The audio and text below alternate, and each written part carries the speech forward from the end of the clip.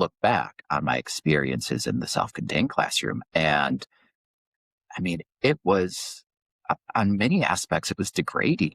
Like the children at the end of the hall in the classroom, nobody deserves that. And it reinforces a lot of these internalized messages I think parents have, bringing their kids to a classroom that's self-contained versus bringing their kids to a classroom that's inclusive.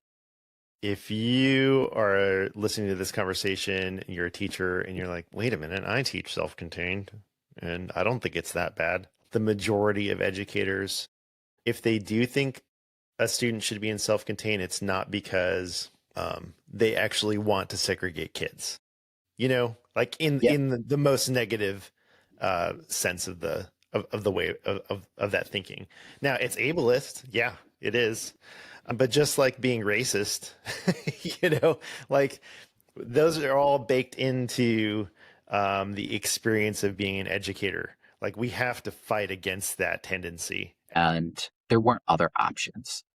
It's like, or it didn't feel like there were other options. And I think that's one of the challenges. And especially as in my earlier years of education, when I didn't understand the role of advocacy and how to be an advocate, it was, here are our options. Here are these restrictive environments. Let's just choose from them. There was never any questioning why. Like, why are these the only environments for the children? And I think that it came down to the philosophies that were held by administrators, philosophies that were held by the school district. And I always found it funny, ironic more than funny, how we're still sitting down at tables, say this child should go in this isolated classroom and this child should go in this classroom. And it's not the slightest bit inclusive.